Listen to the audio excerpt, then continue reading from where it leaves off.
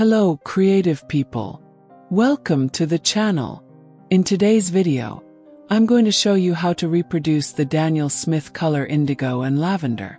Unfortunately, Daniel Smith watercolors are expensive and sometimes it's not worth buying the color if you don't use it much. So, let's try to create this beautiful color that I like to use in my floral watercolors.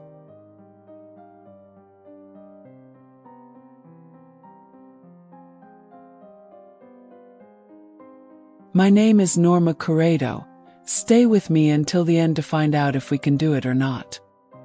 If you're new to the channel, subscribe and activate the bell, because there's always content to inspire your creativity.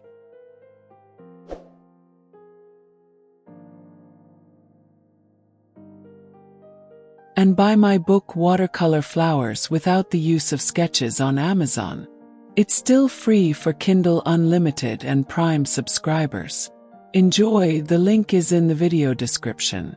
To complete this challenge, we're going to use watercolor, brush, color wheel, and a small white porcelain plate. Let's start by analyzing the color indigo. In this color, we can see a very dark blue before reaching violet. Dark blue in the chosen color palette is Phthalo blue, and to reach violet I need to add red.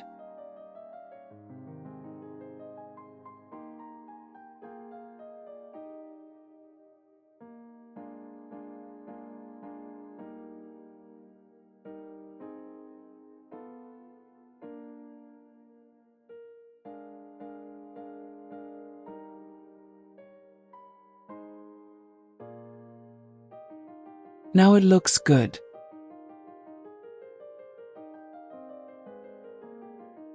Since the color indigo was very easy to reproduce, let's create another color.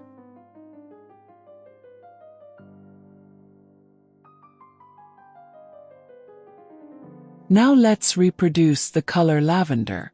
The predominant color in lavender is blue. In this case we will use ultramarine blue. Lavender is usually very opaque, so I imagine I will use white. So let's just mix white with blue and see how it turns out.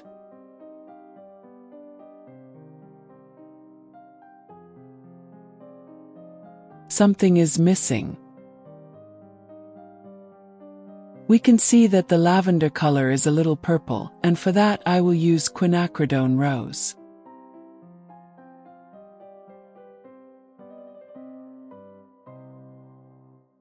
It looks very lilac-like.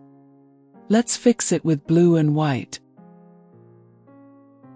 And in the end we will have the color lavender.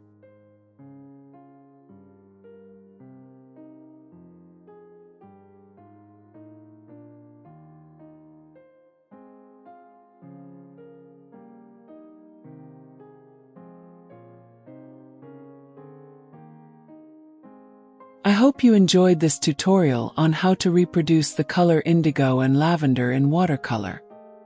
Now, it's your turn to make this color.